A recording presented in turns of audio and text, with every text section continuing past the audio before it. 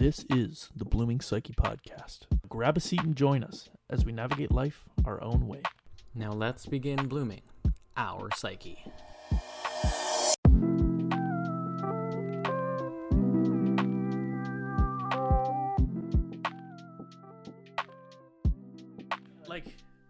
That guy has a habit of, that guy has a habit of just going and posting videos of him being like, I need to make a song. What can I use? And he's like tapping things around his house, and he flicks a light switch, and he's like, and then he's like, and he flicks it a couple more times, and then he records himself flicking it, and then he makes a whole song out of this light switch being involved in the song. It's like so cool. I love it. And I love the creativity behind just music making in general, and because it can come from anything. And that's a good way to start this. So our topic today is music. I like it. Or rather, the general theme. Yes, the general theme, creativity and music. Yeah, sure.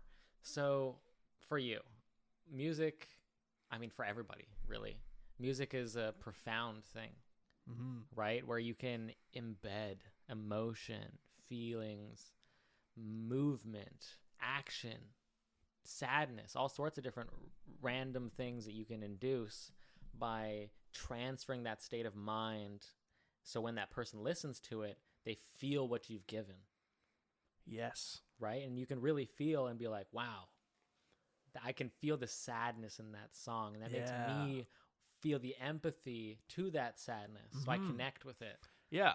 So, and I know we're saying that music is the topic, but like I'm just gonna veer into movies right away.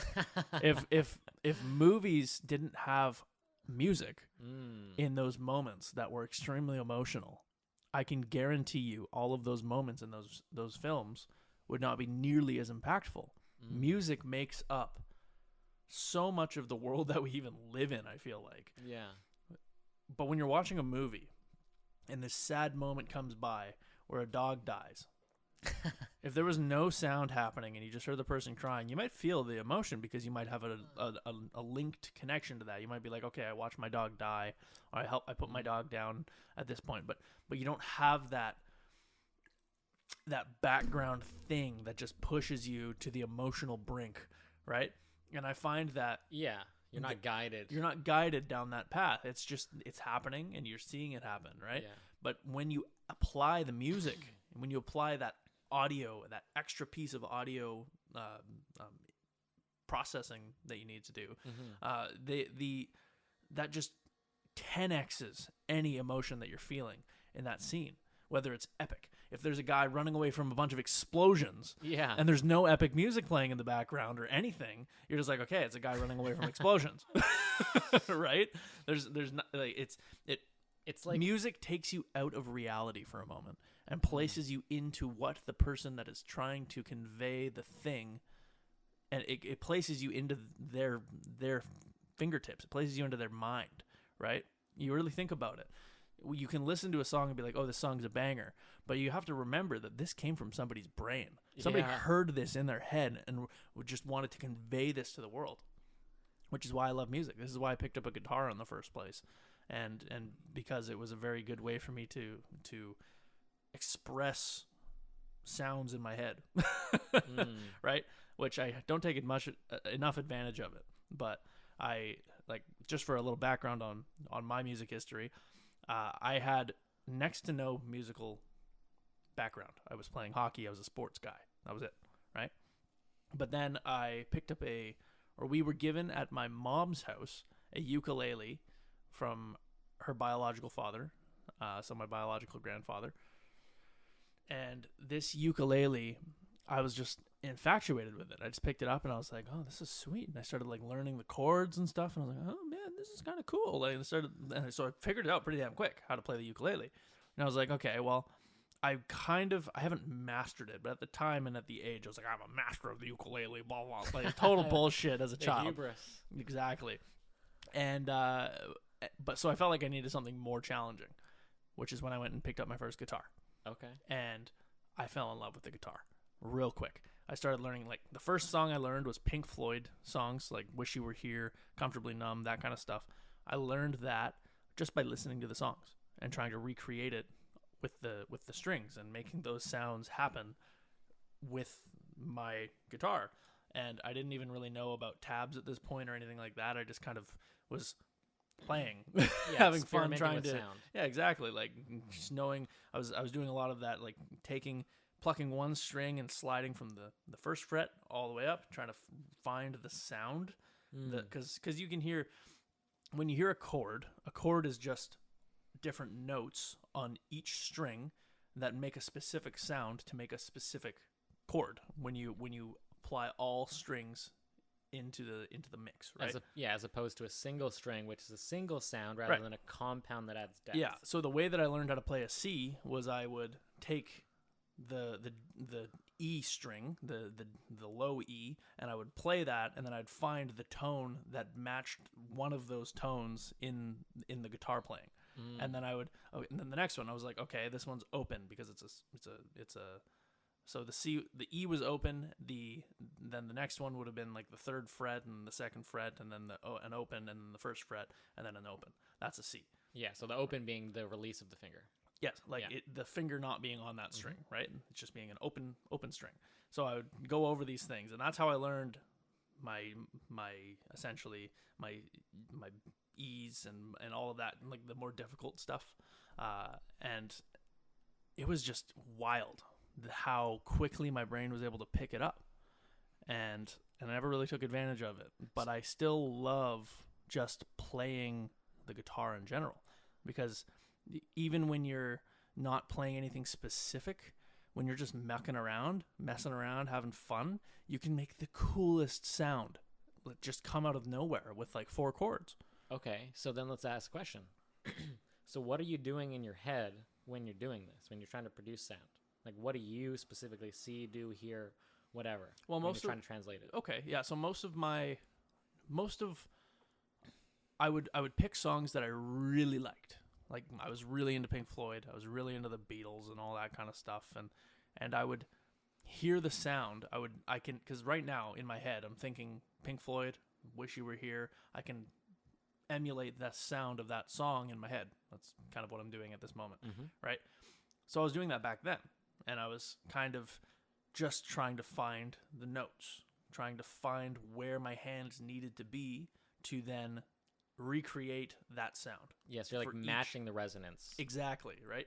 And so the process was less thoughtful, and it was more instinctual. It was more, that does not sound correct. Like yes and no's. There is one, like it sounds mostly right, but there's something wrong.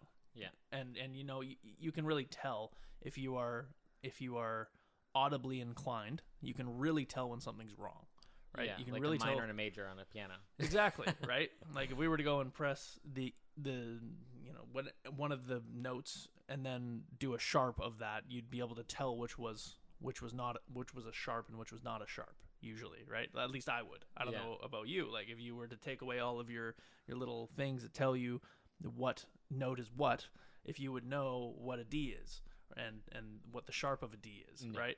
Probably not. No. But and I can't even tell you off the top of my head what a certain note is, right? But I feel like if I was to be trained in and maybe learn some theory, and really harp on understanding what note is what and what that note is supposed to convey. Okay. That I would probably be able to know just by hearing something what that note is. At this moment, I can't do that. Okay. It's just all hearing it and being like, okay, I can recreate that by doing this. And that gives me like a perfect tangent analogy. And it leans into creativity at the same time, and that's cooking. Right? So just like every note, it's like having a flavor of a spice. You know what the spice tastes or smells or whatever, like that, the attributes of it. So like hitting a C or something, it's got a specific flavor, let's say in this case, where when you add more ingredients to it, it tastes different. Therefore, the sound has combinations with other sounds that in your ears, per se, let's say hear different, or in that way taste different. Right? It has a different texture, a different groove, a different rhythm, different melody. It's like having sweet and salty or like stuff like that. Yeah. Where in combination, you can create something based on just like knowing what inputs have a certain value and where they have that value, and like wherever you put it in your head. Like when you're cooking, let's say you're reminded of certain flavors that go together, And when you're trying to cook, you're trying to put those flavors back together, right? To reproduce, like you said, that sensation or that tone. Yeah, right? Totally.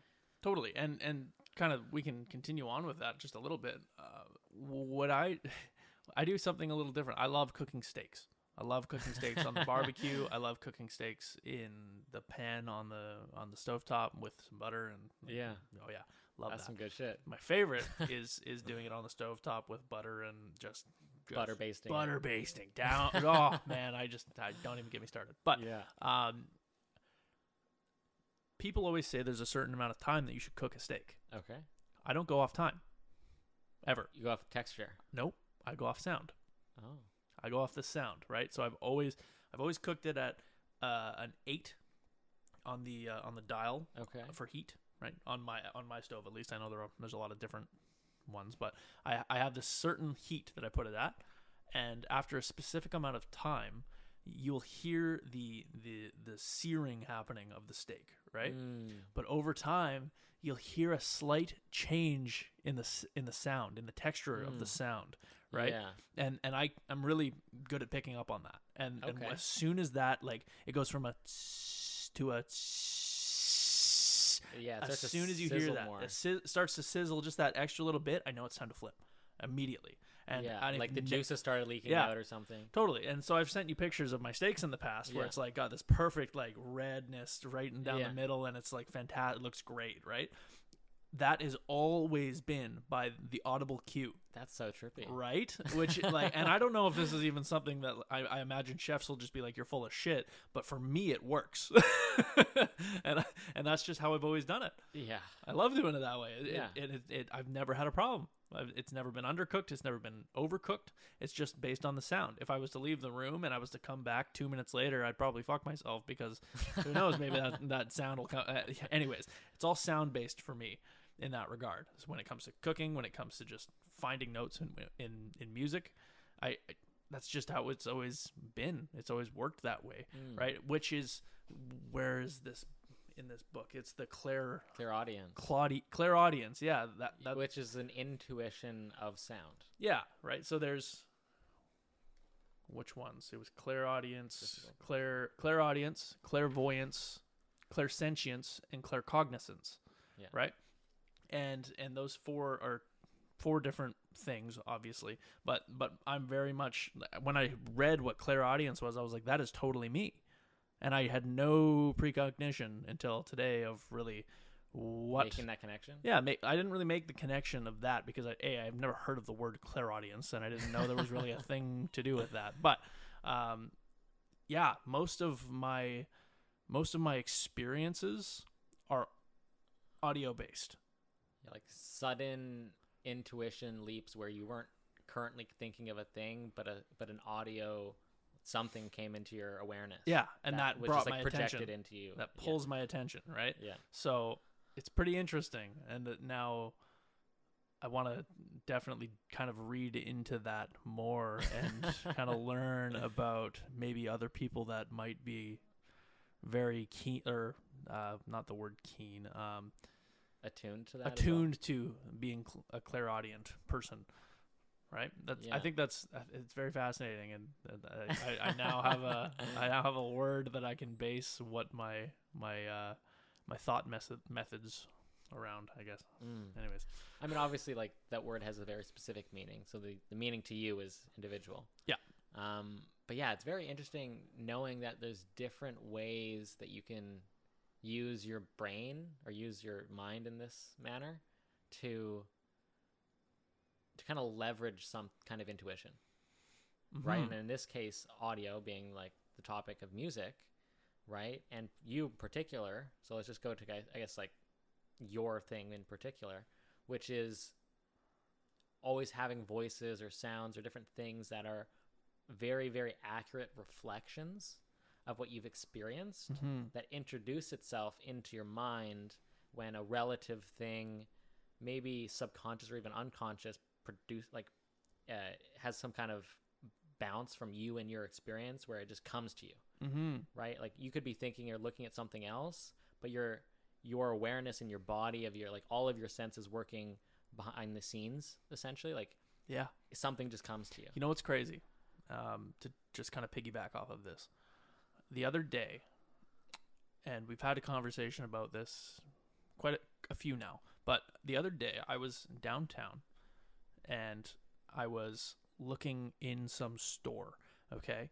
And out of nowhere, I didn't know why at the time until I kind of opened my eyeballs and looked around.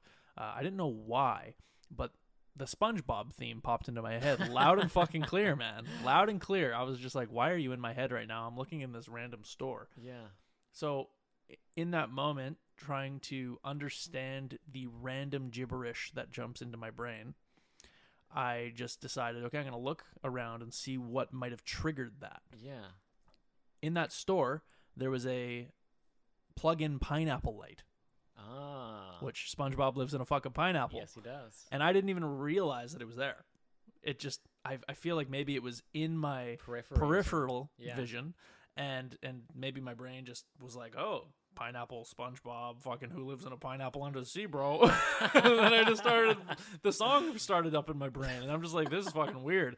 So, but it was wild. I was just like, when I noticed that, I don't know if that actually was the case, but I feel like that's the most logical explanation as to why, for no reason, this would pop into my head. Absolutely. And I've come to a conclusion, and not necessarily a conclusion because everything's subject to change, but in coincidence, I've reapplied the word coincidence to cause and effect. The cause and effect is the production of something that is happening whether you want it to or not, right? You can produce certain causes, and that'll have an effect. But something can happen and you are then receiving the effect. Right. So in this case, your intuition, unconscious, subconscious, whatever, the memories, some kind of reflection in your environment hit something in your past. And it was like, yeah, this is what I need to do to send you a message to say, yeah, this thing. And you had no choice but to reckon with it because it just appeared in your awareness. Exactly. And then as soon as I recognized, as soon as I became aware of my surroundings and decided to start looking, that thing went away because my focus was now shifted. Yeah. Right. And then I found the pineapple and I was like, you motherfucker. Right. So, and this is only one example of. There's one example of a daily occurrence. This. I could be, for example, just sitting in this conversation, talking to you. Yeah. I have peripheral seen your VR headset, which has now brought up reoccurring audible memories of me playing Thrill of the Fight and ping pong sounds and Blade and Sorcery, and all of these different things have just been kind of rolling through my brain while I'm trying to focus on having this conversation with you, which is very frustrating sometimes. But I mean, I would say that's you just observing you. And rather than it being a distraction, that's what you now have the ability to tune. Because with your awareness, you get to now pick where that kind of scene goes and what things you're deciding bring you that array. Right. Yeah, and this is the work in progress for sure. I mean, although obviously, like we mentioned, there are things that amongst you trying to decide things come beyond your choice. Right? Which is just like, yeah, you need to know this now. Yeah. And whether you wanted or thought that this correlation was necessary, it's presenting itself. Totally. Yeah. So yeah, this happens to me all the time. Yeah, it's interesting, right? And I'm curious, like, I wonder if. No, you know what? I'm gonna scratch that thought completely. Okay. That was completely. Well, I have another tangent thought. Then. Please go ahead.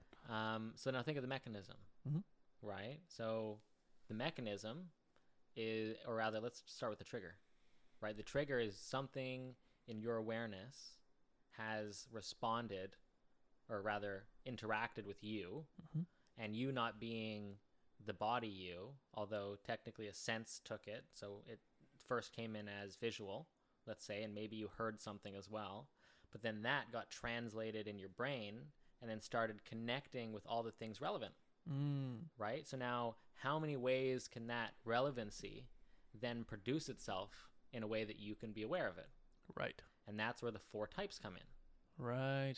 Right. So now the correlation that you're making is coming as a form of analogy. And this analogy is being interpreted through one of these types of senses, or rather intuitions of the mind. Interesting. Right. So coming as either a knowing, like a feeling, like your body can have a shiver or this or that, or has a visceral like anxiety or whatever, right? It's a response to something that you can feel in a way, as opposed to audio.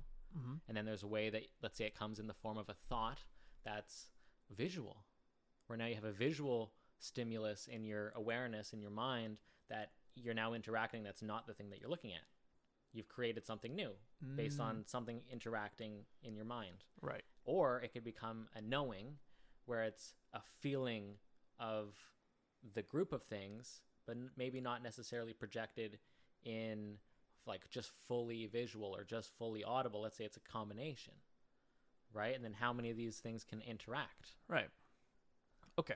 So let's try to keep this on the topic of music. So how in that way can you be creative and generate music? Be creative and generate music? That's a great question. Okay. So I would say, well, think about inspiration. What's inspiration? Inspiration is you looking at something and deriving some form of connection that sparks interest or curiosity or something that you already know, but have yet to make the connection. So what's the connection? The connection is you and your environment producing a sound, right? So all the things happening in your head, the connections, your hands, let's say in this framework, let's say you're playing a piano. I have all of these memories of visual and audio things that's stimulating my curiosity and interest. And the moment that I try to replicate it through, let's say, a different instrument, right? So a piano, rather than my mind, I can then, what's the texture of my mind that I can try to generate through music, right? So that's where people have high notes, low notes, somber, rhythm, tension, like bass, like that has a different inflection in the way that you feel. So that's a reflection in music form of that sensation or feeling, right? So how many of these things can I interact with that I can try to replicate or give you the sensation that I have in my head? Yeah. Visual, audio, etc.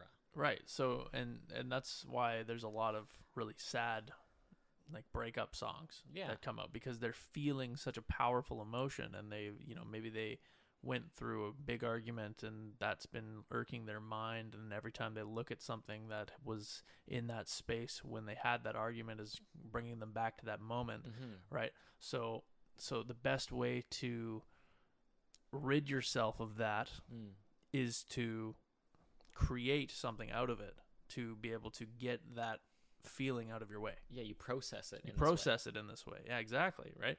And through the processing of creating music, you've essentially taken that thing and you have put it down somewhere else, like we've talked about in the past. You're seeing it without fear. Yeah, but you've taken it, like, remember when we talked a while back about when you're feeling a certain emotion, and you don't want that emotion to come out, so you take it in your mind and you put it away for the time being. Yeah, and or just like repress it. You repress it. You put it down. You whatever you need to do. Right.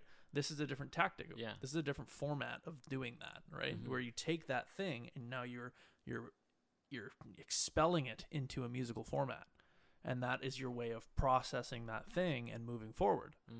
Right. You can make such a powerful piece through emotion if you have an understanding of music, right? And that could be that's probably where a lot of inspiration comes from a lot of these artists, right? And that's why so many people can connect with those things, because they are probably experiencing breakups just like the artist is, right? And now the artist is taking that experience and they're putting it on a piece of paper, and then they're turning that into a musical format that can now connect with these people's minds at such a powerful frequency, because they're experiencing the emotions that music is trying to portray in their own life. So they're reflecting off of each other, and like the emotions themselves, and the emotion that's coming out of the song is almost enhancing that feeling in the person, right? Yeah. Which is such a wild thing that we connect to something like that, right? And I don't know if I'm unique in this visualization of this, but I think, and I've heard before, as emotion as energy and motion, right? So all energy, let's say, is a different frequency, and those different frequencies have a different vibration. And let's say if it's a slow vibration, let's say it's a more grounded, mellow thing, or high vibration, it's more erratic. Yeah. Right? And those emotions, energy and motion, then gets translated through sound then you're hit by those reverberations, right? And it has no choice but to have cause and effect take place, and then you start to vibrate in that way too. So that's where you can be induced into a mood by listening to a thing, or induced out of a mood, right? By changing your perspective by listening to something in the background or listening to it in the foreground. Totally right, and that's why things like focus frequencies and stuff like that, those kind of playlists, like 542 or whatever. 5.42 gigahertz frequency that causes you to go into a hyper focused state. Yeah, because it's matching the frequency that focus is required of in your brain. Sure. Right. It's essentially trying to take that frequency that you would have going on in your mind as you are in an intense level of focus. Exactly. And it's trying to implement it. It's almost like you're getting a supplement of yeah, focus. It is. Yeah. It's a mental supplement in a way that you're actually receiving something. It's not inert. Right. Right. It's not nothing. It's not like I'm just listening to this thing. Right. It's physically changing the way that you feel. And then that's generating, or rather that's the symptom of the chemical firings in your brain that you're receiving just by listening to it, because it's eliciting certain emotions. Yeah. Which is generating a state in your body. Yeah. Totally. Right? And then now think about music for yourself. Right? Like, let's say I was to generate a tone and induce a state in my own body with intention. Right? Like me trying to summon that energy, that emotion of a feeling. Let's say it's sad, happy, whatever, loving, whatever. And then using that form of resonance in that tone, in that way, I can induce something to myself. Yeah. Is that not what a mantra is? Yeah, absolutely. Or songs in general? No. For all the people that are thinking of this currently and have a mantra, right? And let's say you have a certain mantra. Think of what's your favorite mantra that you tell yourself? I just make fucking sounds. Now, why? Yeah, exactly. But I'm like thinking a certain thing when it's happening, right? And then just like feeling the resonance in my body. Okay. And I do know that, let's say, ra, la, ha, ya, ma, like the beginning note of each of these is generating a different frequency, and if I perpetuate that tone, you'll feel it in a more distinct part of your body than another. Right. Yeah. So that itself is hitting different parts of your body. Totally. And you can test that on yourself now. If you start with a really deep pitch, right? You can feel that vibration within your body if you put your hand on your chest, and it's in a place, and it's in a certain spot. But then as you go, now it's my throat. and now it's in the throat, right? Yeah. And you can test it. You can feel it. It's crazy. Let's say, oh, now it's a little lower. It's like just above the heart. Exactly. Oh, somewhere over there. Yeah, you're using human body's crazy. Trippy. First of all, it's so trippy. But I mean, what the fuck? then I've been over this in my own head, which is I would ask the question, how? But then I would reckon I'd end up at a result where it's liquid.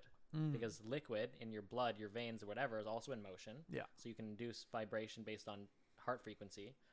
But at the same time, it's resonating the liquid like a fucking water in a glass. Right. Resonates. Yeah. That you'd make a sound ding, ding as you hit it. Yeah. Right? But your body, you're inducing that into your body. So your body starts dancing, essentially. Just you can't see it, but the vibration of the liquids is changing. Right. Totally. Which also happens when you think and feel away, which is why you get like goosebumps, or like maybe not exactly that, it's a bad analogy, but like your body, you feel some kind of difference. Like if you're happy, you feel that happiness everywhere. Yeah, totally. Also the chemicals happening in your brain, but your body itself is having different symptoms based on that chemical cocktail. Right. So and what I was going to say a second ago here was to do with the mantras. Sure. Was that whenever I say a mantra, my here we go, right?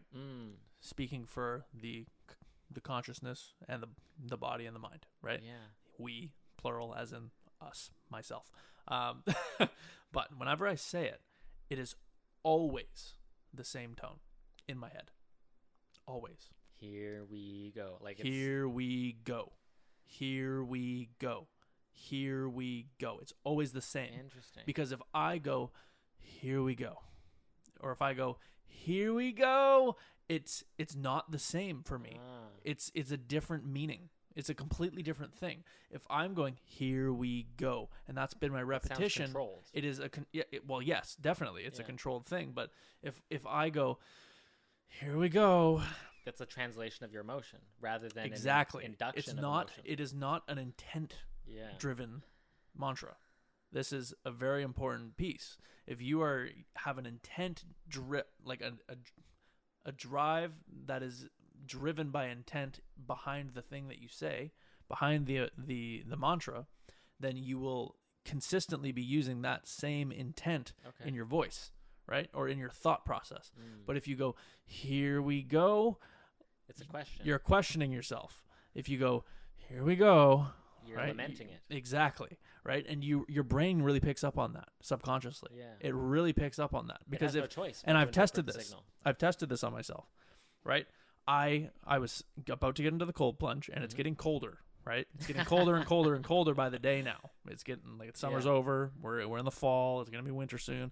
That said, whenever I would go outside, and I would go, here we go, there would be a moment of hesitation. Yeah. And I wouldn't do it. And I would be like, fuck, okay, hold on. I'd get out of the thing, I'd turn around, I'd get back in. Here we go. And I'd sit the fuck down. There was no thought outside of that because there was an intent in my tonality of my thought process. There wasn't room for interjection. Exactly. Because you weren't translating from your body, you were translating from your mind. Exactly. Right? And so if you have a mantra, it's really important to pick a specific mindset that you want to be in when you're using that mantra. Right? Because I have many different mantras for many different situations. Here we go is the main one for my archery, for when I need to focus on something, for when I need to get into the cold plunge, when I need to do things that I don't want to do, right? You know, that kind of stuff. Yeah. This is we are doing this. There's no swaying what we want to do. The line has been drawn. The line has been drawn.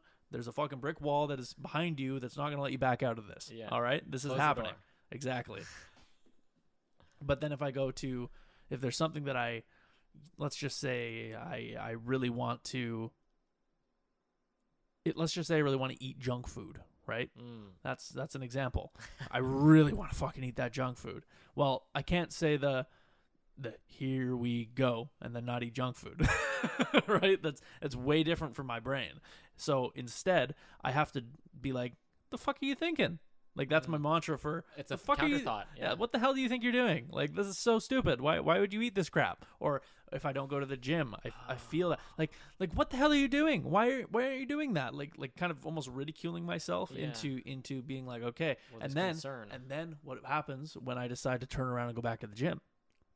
Here we go. Here we go. It's time to fucking go, right? Because if I don't do that, then the thing isn't going to happen. Yeah, in my mind, I've already made the decision. If I haven't used my mantra, that I'm not going to do it. If I use the mantra, I have decided that it's happening. Yes. And if I use it in a certain tonality, it is going to happen. Yeah. And this kind of weaves really nicely into a perfect example of using the mind to control the body and the nervous system. Right? Because you're using your mind to change the way that your body's acting, regardless of where your body's currently at in its position, its feeling, its whatever. And that's a perfectly apt skill that you can practice to utilize that. But the other thing that I noticed is, let's say we just go into the mind again where you have thoughts. Let's say you're talking to yourself in a way that people talk to themselves, as in like you did with a counter thought. Yeah. Right? Something appeared in your head and you're like, no, that's dumb, or you follow it. But the tonality that you apply to the words in your head, subconsciously and unconsciously, let's say you're denigrating yourself or ridiculing yourself or like talking shit about yourself because you failed this and you failed that or whatever, those have a certain frequency inflection that you are applying to your mind. And just like we said previously, your brain doesn't translate it any different than every other thought. It applies it as fact because it's happening as we speak.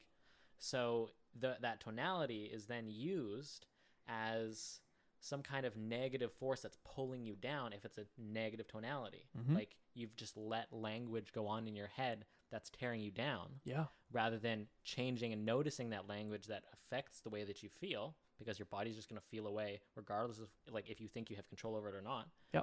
The moment you give yourself control over just commanding your body, then you can revert or, like I said previously, counteract the previous negative thoughts. Right. Because those negative thoughts are now a reminder to that counter thought, which is positive mantra of somebody like, yes, you can do it. Like, we've been through this. Like, let's just try again. Yeah. Right. And then you move Exactly. forward rather than being like, oh my God, I can't believe I fucking did that again. I fucking suck. Jesus Christ. And then now you're at a way lower energy level. So when you try again, you're destined for failure. And then you start to agree with yourself that you're destined for failure, and you stop making a new plan. Yeah. And then you fail worse. Yeah. And what is agreeing? And then you feel worse. And what is that what are you consistently doing when you decide that you are destined for failure? Yeah. You are effectively building a mantra in your mind that says, I destined fucking for failure. suck. Yeah. I fucking suck at this. I fucking suck at everything. I'm destined for failure. I'm never going to succeed. I'm never going to do this, that, the other thing, right? Yeah. And you said, or rather like I said, you drew a line. Yeah. Exactly. Even if you didn't notice, you drew a line. And where is that line? That's the boundary of ego. That's what contains you from your limits that you didn't know you couldn't have. Right. Because you've generated this negative mantra to hold you down. Right. It's a shackle. It's an anchor. Yeah. So let's, because we suck at keeping on to the topic of music. That was a small tangent. Oh, totally. Still on sound. Totally. And so let's talk a little bit about how maybe we can use music to reinitiate your path and the behaviors that you want to see in yourself. Example. I love the kalimba. Have I shown you my kalimba yet? You're talking about the little plucky piano? A little plucky piano thing. Yeah, a little wooden metal thing. That thing is amazing. Because if I'm feeling down and I start playing on that thing, it's just so calming and so peaceful that it just allows me to forget all of the things that I had in my mind that were bogging me down. I just start playing it and close my eyes and listen to the sound, and I'm just like, oh, this is nice. This is so nice. And then I wake up I don't wake up. I open my eyes and I'm just like, oh, I feel so much better. Yeah. Oh, positive thought came into my head. Okay, great. Let's go off the positive thought. And then from there, I've used music to recalibrate my mind back to where I want it to be. Yeah. And that's one of many tools. Yeah. Like recalibrate your attention to bring yourself to a center or some distraction that you were in or feeling that you couldn't dislodge, and then you listen to a song that you love, and then boom, you're transported back to how you feel when you enjoy that song. And you're no longer in that other state. And I would say that some people listen to songs that pull their energy down without realizing it, but they love it. Yes. Yeah. Right? And I think that's also another interesting tangent. Yeah, so why do you think that happens? Why do you think people why do you think a lot of what today's music that is being produced and released to the public is so negatively inclined? Because there's a lot of negative ass music out there. Yeah. That of people that are going through breakups, or people that hate people, or suicide. This, that, the other thing. Rap is huge, and rap has a lot of negative connotations to it. Sometimes, right? Not saying that rap's a bad thing. I love rap. It's a great thing. But why do you think that is what people are kind of turning their attention towards? I think it's how we relate to it. Right? Because if you're listening to it because it resonates with a feeling that you lost, that could be a thing, right? Like, let's say you miss somebody and this reminds you of them, but you have no ability to get back with them, let's say, in this scenario, but you still want to feel the feeling again. So then you get stuck in the mud. Right. Yeah, because you're reflecting that same emotion that you were listening to or feeling in that moment to try to keep it real. Like, let's say someone dies in your family, but this is a song you listen to a lot. You're going to listen to that song to remind you of that person. Right. Similar thing. Totally. Right? And in these ways, it's like, what energy do I feel that I usually resonate at? And then let's say that energy is negative. Well, you're going to listen to that thing because you feel that's all you deserve. Right? And then you cast doubt on yourself. It's like, let's say you're a I don't know, like into death metal or something, but not in a positive way. Let's say it's a negative way. Right? Where you're really feeling that hatred and anger and not releasing it through the music, but using the music to induce it in you. Right. So you're almost amplifying that feeling that is innately laying within your body and your mind. Yeah, and you're producing more of it. Yeah, and I've met people who do that, and those people can get them, especially when they're drinking, right? Yeah. They'll play death metal, and they'll get so pumped on the death metal and they're getting angry and mad and they start fucking breaking stuff or hitting things or the aggression comes out. Yeah. Right? Literally tuning themselves to that aggressive nature of the music. Exactly. Which is... But there's use in this. Totally. Right? Where I would say that's conducive if you're in an environment such as a gym. Yeah. Right? And then you're utilizing that in a healthy way that you're benefiting your body. Totally. Rather than in a condition where it's not the right place or right time, let's say. And a lot of people, let's say they only enjoy one type of music, then it's a lot of wrong place, wrong time. Sometimes it's right. Right? Totally. But a lot of the time, let's say if you were studying, you're not going to listen to death metal. Right? But let's say you were to listen to piano or something, that's going to resonate with that activity. Yeah, because... And it's interesting because I know that a lot of people have different points of resonance with music, right? I do know people who study while listening to death metal. Yeah. Right? They're not really listening to the words. No. They're just hearing the sounds, Exactly. and that's helping them focus. Yeah. Right? Like a white noise. Like kind I said, of, yeah. It depends like how you're using it. Totally. Your intention behind it. Yeah, totally. But it's just very interesting how music has such an effect on people like that because and what is like the origin of that, right? Like where did Beethoven get his musical inspiration from? Did he use music to come up with music? No, he just couldn't see, so he had no choice but to feel. And then he felt the vibration and had no choice but to connect it. So if he was the vibration, well, now he can be all of his emotions in sound. Wild. Right? It's like synesthesia. You just convert the way that you see into the way that you can produce. Right? And just like that, you convert your mind into music. Yeah. Like we were talking about earlier. Yeah. So this is a question that I don't know if he's gone over it, but like maybe Andrew Huberman could go over this. But what would be the benefit? Do you think there would be a benefit in first thing in the morning? You wake up, get your sunlight on your eyeballs or whatever bright light that you need to get on your eyeballs, but then you also immediately just toss positive vibe music in your ears. Absolutely. Something that I do it all the time. Like first thing in the morning, just wake up. Yeah. Or like listen to some kind of motivational playlist or like something for like 5 minutes just to realign my brain to be like, okay, I need to focus on these things rather than, right, like getting stuck in me being tired in my bed, right? Totally. But I wonder if there's been any studies done on that where they test maybe, let's just say, you waking up, like people who wake up and don't listen to anything, people who wake up and listen to really fucking negative stuff. Think about your thoughts. Wake You're up, listening to your thoughts. Sure, yeah, but like an external thing that will alter the state of your mind, right? Sure. In that moment, in those minutes of waking up. Do you think people would be just as tired while listening to this music, or do you think it would wake them up naturally more? Or do you think if they're listening to really dreary music in the moments that they're waking up, that it'll put them right back to fucking sleep? Do you think it'll has there been studies done on any of this where there's a difference between somebody who doesn't listen to music at all in the morning and somebody who listens to kind of quiet, slow, maybe even sad music first thing in the morning, if that would apply to depression, if that would apply to them wanting to go back to bed immediately, or if they're listening to super hype, exciting music, that it would make them almost have a more exciting approach to life in their first couple moments of waking up. 100%. And that's where like any mantra, like you talk to yourself in the morning, like, okay, let's fucking go. You're generating that resonance to go rather than I'm so fucking tired. Well, now just like music, you resonate with the frequency, the vibration, the delivery, the intention, the emotion, energy and motion. And then boom, it translates directly to you, whether you produced it or something came to you. Right? Interesting. Yeah.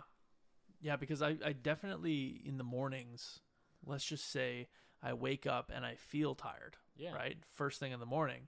Well, all of my audible thoughts that come into my brain are all things that are to do with being tired, which is going to make you more tired. So I think in that situation, there's got to be that counter thought that I was talking about, which is what the fuck are you doing? Like, what are you doing? Come on, like get back on the track. I mean, just moving helps. To generate totally. Moving and thoughts. the light on the eyes, that all helps, right? But maybe I just should throw in the extra music blast of happiness and wake up, holy moly, here we go, new day, like excitement, get your body vibrating with excitement through the audible stimulus of a song that you will get you in that mindset or in that mental state. Totally. And like for me, I don't use music, but I just use like thoughts, like I said, and I try to resonate those thoughts with a specific emotion. Right? And then ones in particular, which maybe it is the motion itself is the word that you're saying to yourself, that you're trying to connect with that emotion. Sure. I use those to place myself in a way right. before I even leave my room. So like, as I'm getting up, I'm like, I fucking love myself, my life, everything. Just like, regardless of how it is, how it turns out, I'm just applying love as like an umbrella over everything. Gotcha. Right? And then I'm also applying like openness and awareness and decisiveness and love. Like those are like my main things. Where it's like, just apply that as I wake up and as just like a precursor to the way that I'm going to perceive things. Right. Totally. So, but then could you not amplify that? Absolutely. Through music, if you applied that extra layer of stimulus 100% to that thought process. Yeah, because it's like an amplifier. If things resonate, they vibrate higher than they did, or not higher, but in a higher amplitude, like a higher amount of that thing. Right?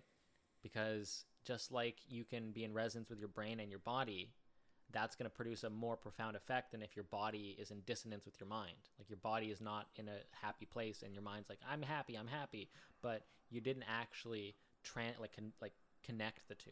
So you're not in resonance, so you're not in a more powerful position. Yeah, it's like saying in your mind, I'm healthy, but you eat garbage food and you never work out. Exactly. Right? You're just completely separate. Like it's like you're lying to yourself. You're totally lying to yourself. Right? But you cannot be lying to yourself and be saying these things, and then it generates an amplitude that's bigger than where it started, because it's actually truth. So then do you think in using these techniques, like through using music and the thoughts, even if you're, let's just say 300 pounds and you're overweight, do you think it's a good idea to start applying these things and even just saying I'm healthy to guide you in that path if you are going to follow suit, if you know that you're going to follow suit? Or do you think that there's some other sort of maybe thing that you need to start telling yourself, like, I need to get healthy, or I need to change this about myself, or that, right? Or do you think it's best to just live that reality in your mind so that your body over time follows suit through your actions? I would say give yourself instructions that are not lies,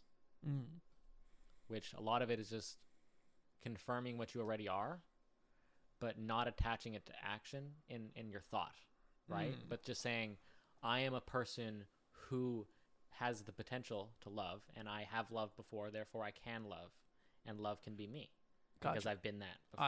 I am a person who has the potential to be healthy. Yes. But right now I am not. Therefore I'm telling the truth. But at the same time, I'm healthy in these ways. So I can use this to swerve my body and be like, okay, well, I'm still a person that can be this weight and I can be healthy. Right. Therefore, I need to change my lifestyle. But what I'm going to do then is say, what's the person who would be healthy? How would they think? And then by thinking the way that a healthy person would think, you become healthy. Because an unhealthy person is not going to think the same way. They're going to let things go more and be like, oh, I guess I can eat this. I'll fix it tomorrow. Yeah. That's not... Oh, I can down this bag of Doritos, no problem today. And then tomorrow, it won't change anything. I'll go for a run. And then tomorrow comes, it's like, well, I'd rather do this. Well, a healthy person wouldn't have that hesitation. They'd make a decisive moment and be like, I'm going to go do this, because that's what a healthy person would do. Hence why Dwayne "The Rock" Johnson can eat 2 full platters of sushi and banana pancakes that are literally the size of my head and still have a 6-pack. Well, that's just math. He's disciplined. That's just math.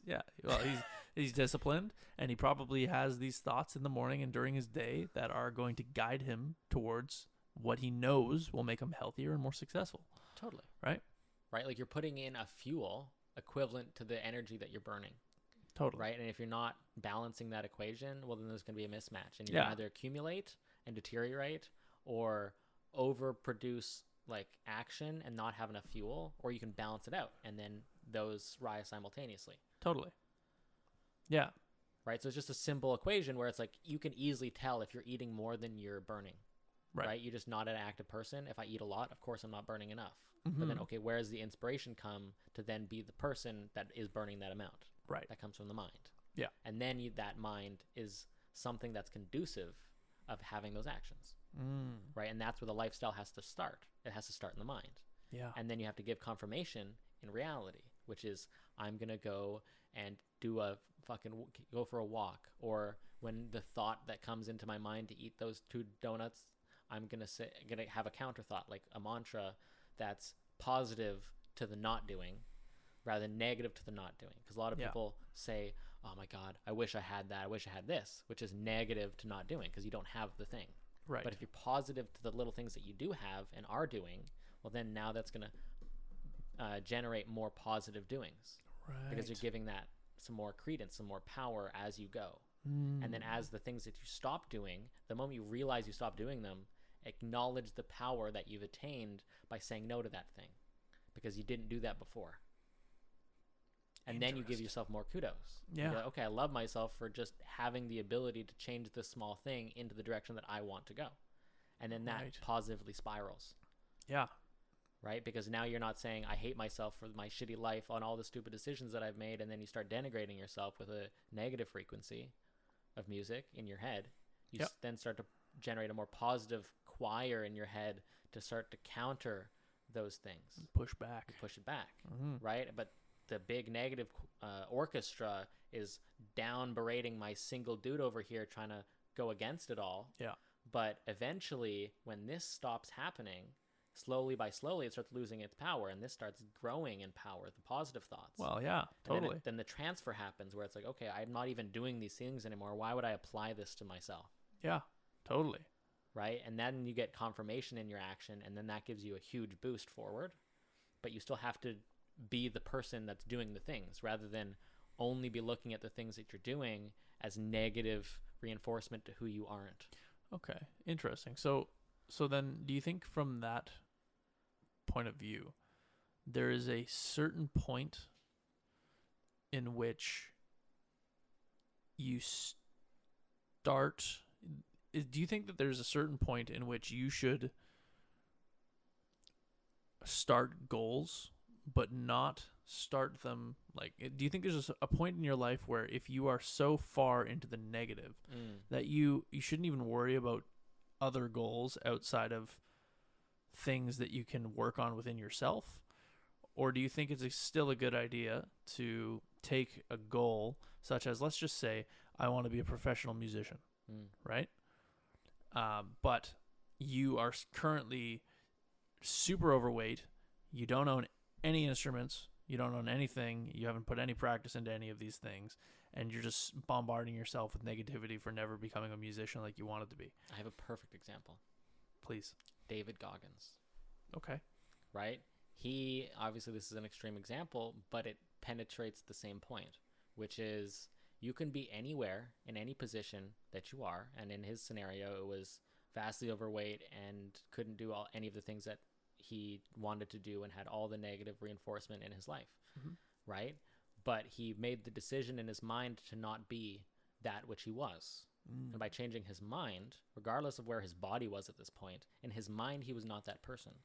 Right. So that person in his mind was ignoring the vessel, the body, right? It wasn't the same person that was in his head. So let me stop before you continue there. What is the difference between that and what we were talking about earlier? When it, like with the people that are super overweight and telling yourself, like lying to yourself essentially. Yeah. Right? Because technically David Goggins was lying to himself. He was that thing, but he wasn't that thing in his mind. What's the difference? I think the difference is he was acknowledging where he was in his body, but knowing that his mind was not meant for this body in the way that it was now. So he, by doing things that the mind was doing, aka not eating those things and going for runs and working out, the mind was shaping the body, and the body had no choice but to follow because the body's not in power. Interesting. The body is just a collective of all your experiences and all the things that you've done in your experience. It's just a reflection of it, right? And then your mind is the interpretation of the body. So you can be at a point that's terrible in your body and then reach a eureka where your mind interprets where the body's at and then shifts. And then the body has no choice but to follow the mind. Right. Interesting. And that is certainly applicable in this area. Yeah, definitely. That's interesting. Think about an addiction for drugs or something, where you're so far off the deep end that you reach an end and you can't go down this path anymore, or you'll die, so you have to go the other way. Same thing. Right. The mind reaches an interpretation of the body, and then that signal then gets converted into drive, because there's no way. You've created a line, you've drawn a line in the sand, like, I cannot go this way or I will die, like, this is life or death in my mind, so I need to go this way. And then by doing that in your mind, all the things that you see, that you interact with, is no longer the body's choice, because whenever that thing appears, the mind is more strong than the body's signal, where the body's like, I feel uncomfortable and sad, but no, the mind's like, get the fuck up, we're going right now, you have no choice. Your feet might hurt, they're gonna hurt more, we're going. Yeah, totally. Right? And then the body has no choice but to submit to the mind in this scenario, because the body then learns that it's the mind's bitch and not the other way around. But if the mind is the body's bitch, that's a bit unfortunate. Right. You're not in control anymore. Interesting. Yeah, I heard this thing that recently, it was just something on a short, and it was, you've died, all right? Sure. You've died and you've gone to heaven, and you're at the gates, and God is standing there, and he's listing, or you've come up to God, and he talks to you, and he says, okay, your name is this. You are strong. You were muscly. You were fit. You were intelligent. You worked hard. But in your mind, you're thinking to yourself, I was none of those things. And then God stops. He hears your thoughts, and he looks down to you, and he says, this is not what you were. This is what you were meant to be. Right? Think about that. Right? There's a person, and there's a piece in your head that's telling you something that you wish you could be doing and want to be doing, right?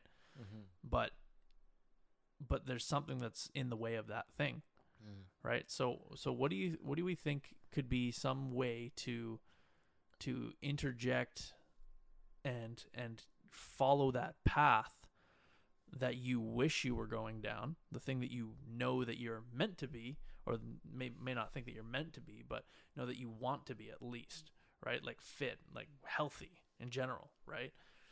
Any of those things. If you're not those things, what is something that you think you could do to turn your entire being towards those things? I feel like the biggest blockage in that is safety. Do you feel safe doing what you're doing? And a lot of what people's I would say blockages to doing something is the need to feel safe and comfortable along the way. And sometimes that's a bigger resource dump and sinkhole, like basically just absorbing all of your resources to move forward, because you're so set on being safe and comfortable that you don't actually take action. And then you start to only see what you can do rather than what is potentially risky, that you might feel a little bit of pain first and then get a reward, rather than I only want the thing that I can do, right? So you have to be able to make that distinction and say, okay, I may be, let's say, unsafe in my child's mind, where all these traumas have appeared because of all these things that have happened, and I need to say, okay, self, like, these things may come to me, like, let's say fear of heights or this, that, or the other thing, whatever your traumas and fears are, that may prevent you. But that's just a projection of you needing to feel safe. And that's fear, right? And what's the opposite of that is courage. So I need to feel courageous enough to move past my trauma to change the way that I feel about it. And then I can move forward. Okay. Interesting. So then how could we use something that is external, such as a vibrational frequency in music? Yeah. Because that is our topic. we keep jumping away from it, but that's okay.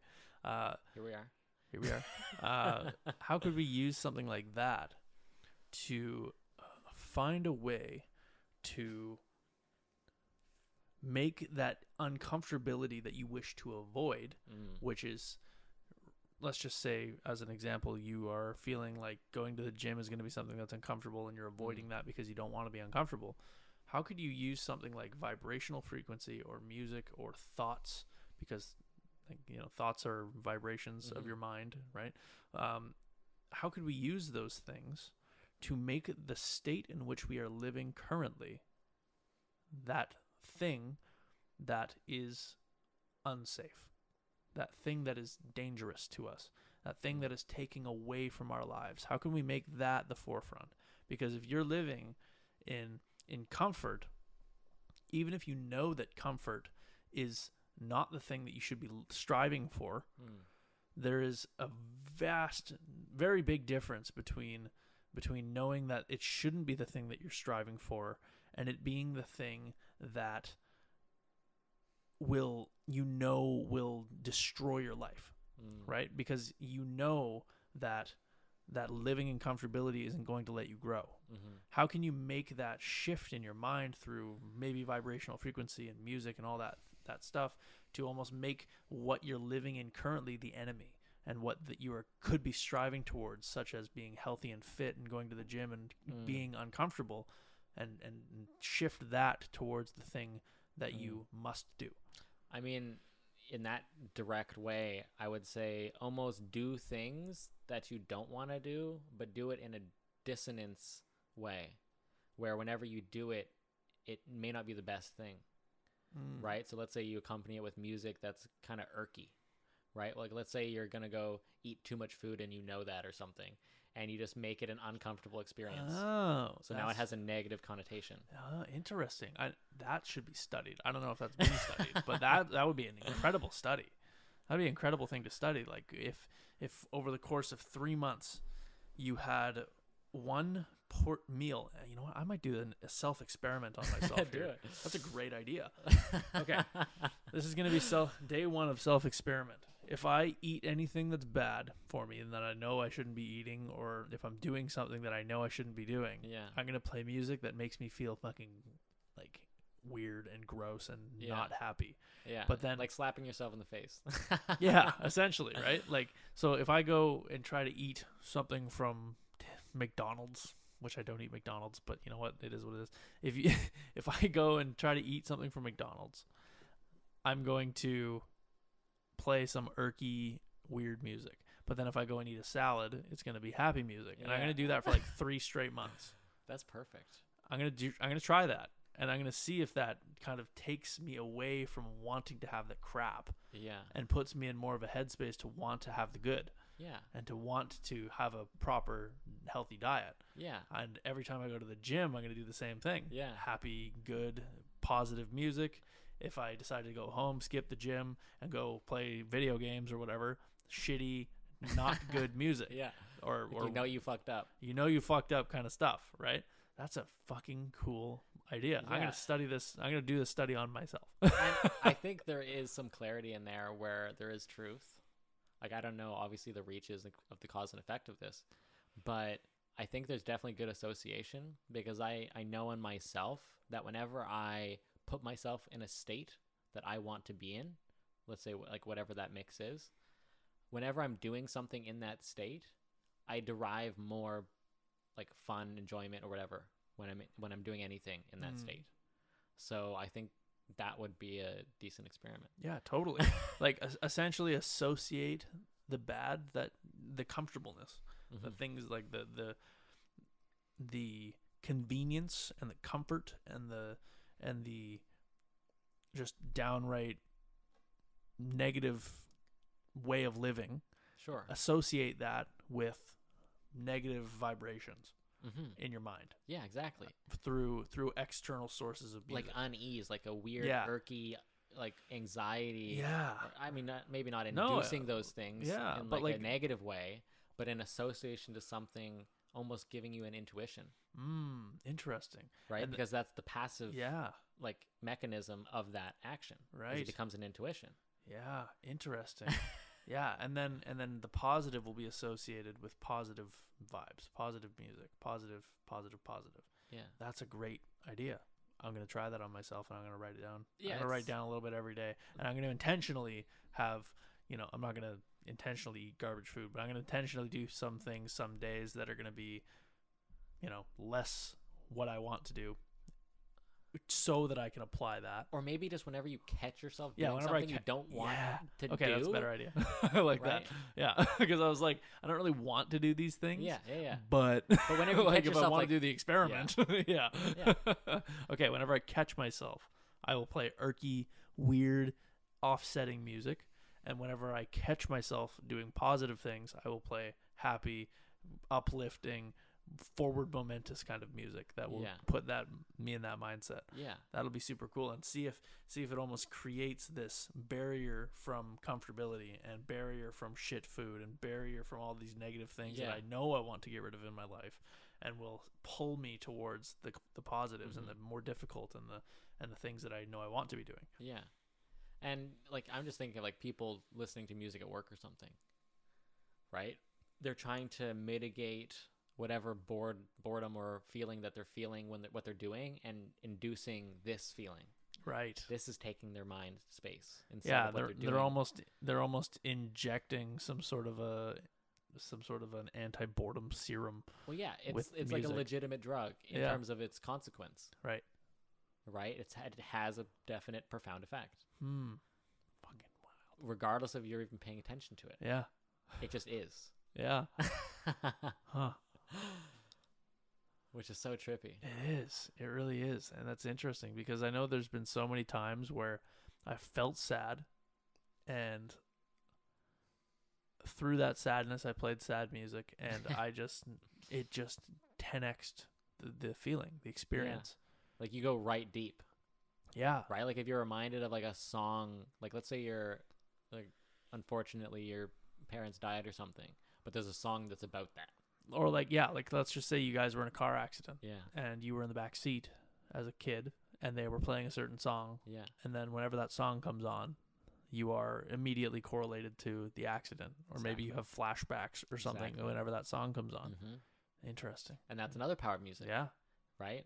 Just like any thought, it has a reintroduction of something that's similar or the same, and maybe less of what your first thought was. Right? But there's more of it. So at the moment you add music in a certain way, there's going to have some kind of ripple effect of it. Wow. Yeah, no, totally that makes sense. Like maybe you're doing something else, and like you said with the SpongeBob song, this happy song comes into your head when you're doing something that reminds you of being happy. Yeah. Right? Yeah, totally. And then it reproduces itself.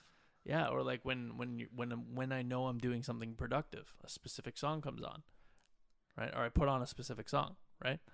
And play that song whenever I know I'm doing something productive. And then if I want to do something productive, I play the song and then see if it will actually guide me to be doing the thing that I know will be productive. Yeah. And I mean, there's less monotonous ways of doing this, I think. Like, let's say playing like a playlist of a general mood or tempo or whatever in your space to make whatever you're doing more conducive of that thing. Right? Like I said, with the piano and the studying. Yeah. Right? There's no voice that's going to distract the words that you're reading. Right. In that kind of way where it's actually a symbiotic thing, rather than parasitic. Right. Right? Because that's a nice distinct line that you can draw, where it's like, is this thing parasitic or symbiotic to what I'm doing? Is this taking away from my experience or adding to it? Yeah. Like, let's say I'm trying to read and I'm listening to a podcast. It's no fly. Yeah. Because I can't fucking run two conversations in my own in my head. Yeah, but then on the vice versa, what if that podcast is the thing that you're reading? It's an audiobook, right? If you're listening to an audiobook while trying to read.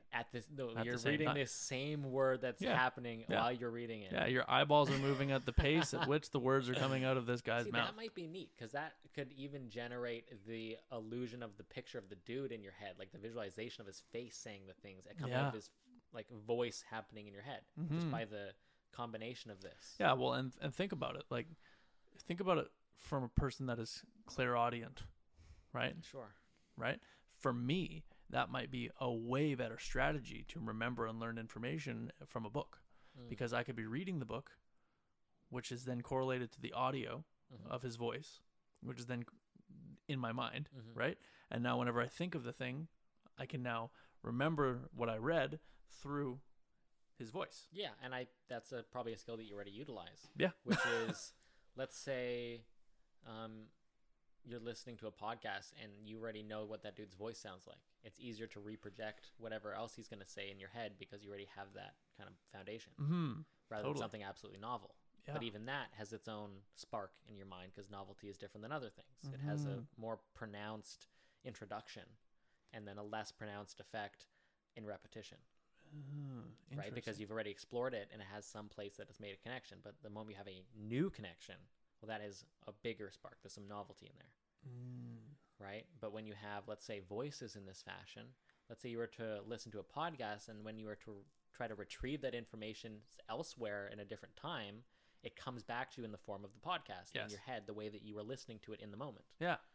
A reintroduction of your actual interest and focus and that feeling that you were in gets sucked back into the current moment that you're recalling it in. Totally. And that's, and it, which, like, when you think about it that way, it makes sense as to why, you know, SpongeBob would pop up in my head. Yeah. Right? Because as a kid, I was hyped. I was like, fuck yeah, SpongeBob. I wasn't allowed to watch that shit. So whenever I was allowed to watch that stuff, and Sacred treasure. All the other kids would tell me how awesome SpongeBob is, and I was never allowed to watch it, and I would finally get to see it and watch it, it would be this intense emotional response in my body and in my mind that was connecting me to fucking watching and hearing and listening to SpongeBob. Yeah. Right?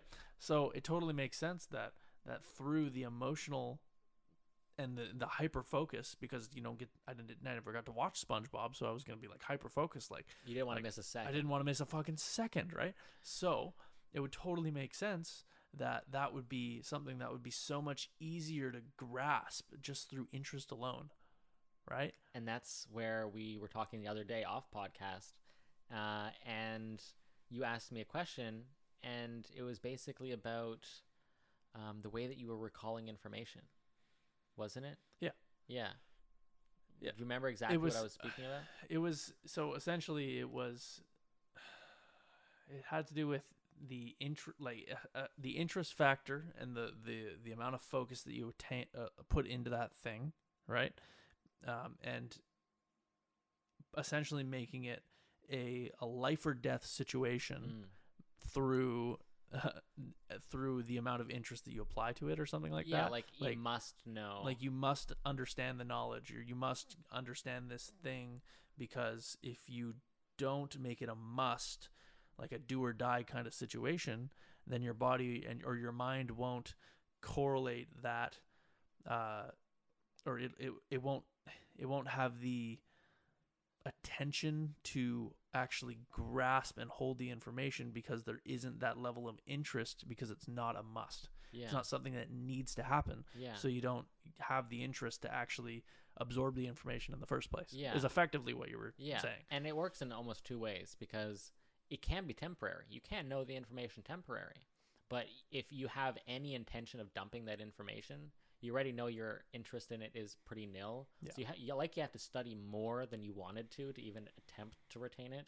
But the moment that it's not relevant in your perception, it's like, get this fucking shit out of my head.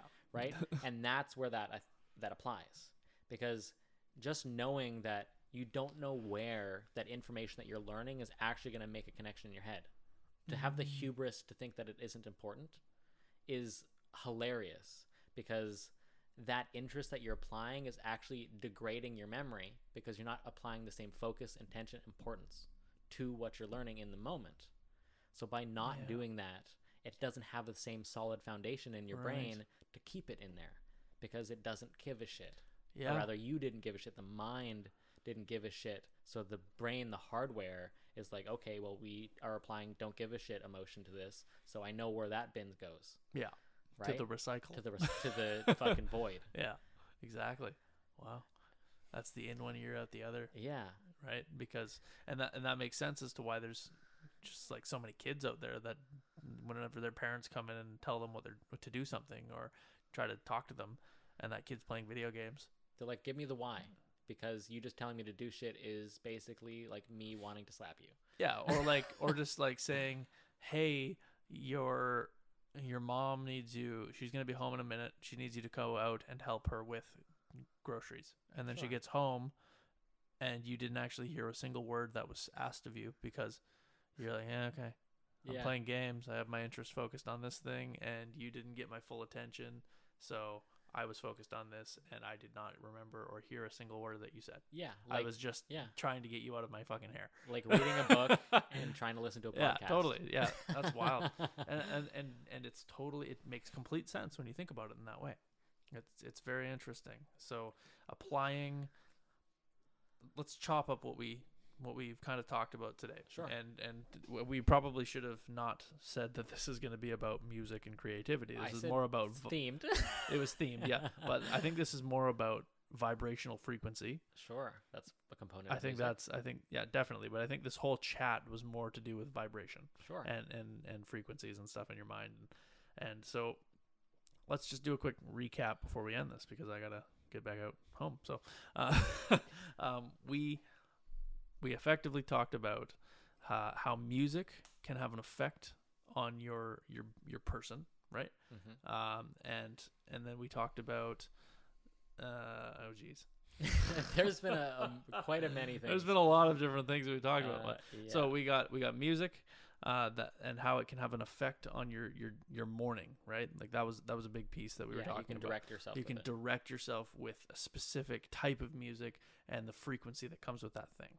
Yeah. Just like how with the 427 gigahertz vibrations can cause you to focus, you can use music to potentially guide your mind and your body in a certain direction, which I think is very cool. Through talking about these things, I now have a new experiment that I'm going to do on myself. Yeah. Through trying to avoid the bad things by whenever I do the things that I don't want to be doing in my life anymore, applying an eerie, not very friendly sounding tone to it. And then whenever I'm doing the good things, applying something that is more happy making, something that I enjoy, something that makes me feel good and productive. And doing this experiment, and in a couple months on one of our podcasts, I will come back with a whole notebook full of notes on that because that'll be super cool. Fuck yeah, that is cool. Yeah, absolutely. What are a couple other things that we spoke about here today that we can? Well, there's also the negative implications of music, regardless of our intention on it, because it gets translated in our bodies either way. Right, which can create dissonance, or you can use that as an amplifying force. Yep.